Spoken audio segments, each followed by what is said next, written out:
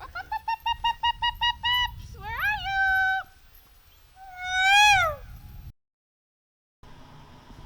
Looks good.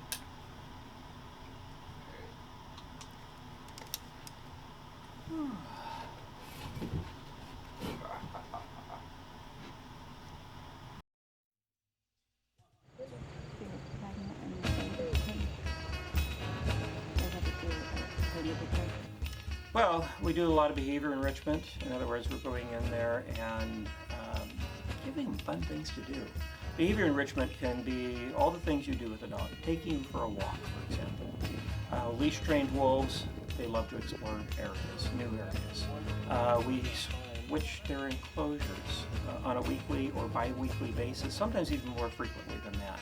That's one of their favorite things. As far as our wolves are concerned, every enclosure is part of their territory.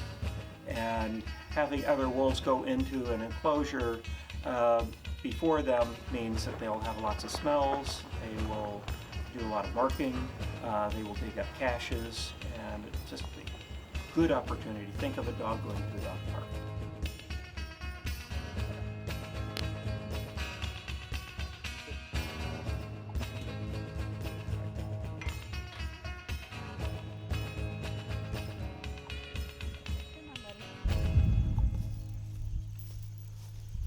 Yeah, so we have the acronym MET. It stands for Medical Enrichment Training.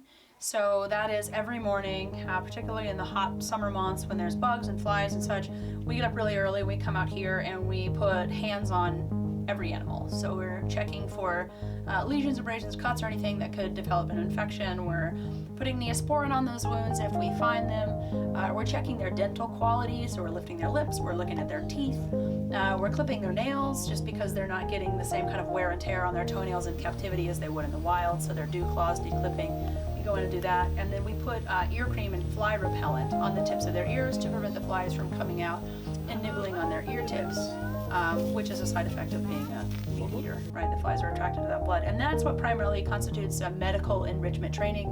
Those are all really important steps in maintaining their health and well-being in captivity, but again, those animals have to be taught how to accept those interactions, and so there's a lot of conditioning that goes into that, and we practice that every morning in the summer, changes seasonally.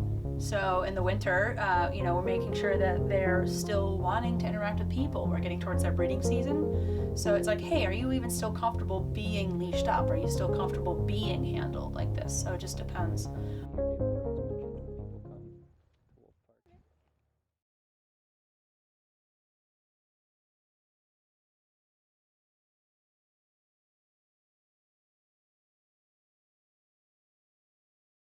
So the bigger enrichments are that we can go in with these animals, we can do social interactions with them that they want to have, we can do training with them, which we use also for managing them, but we can do enrichment with them from a behavior standpoint, whether it's social interaction, whether it's training, and because they're leash trained, we can take them to different enclosures, we can take them for walks, we can take them for walks in the bison field, and we can take them to new enclosures.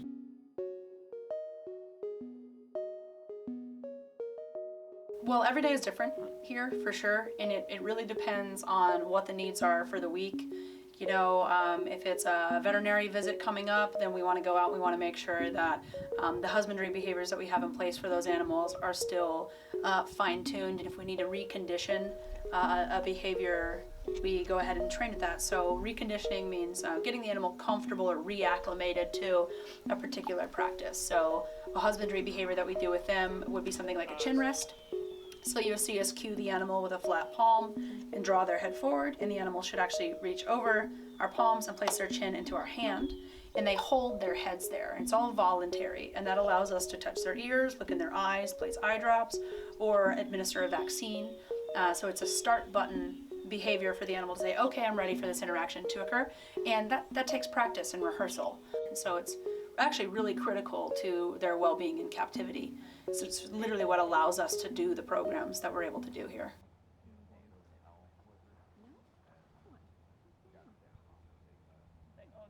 He just changes sides, that's all he's doing.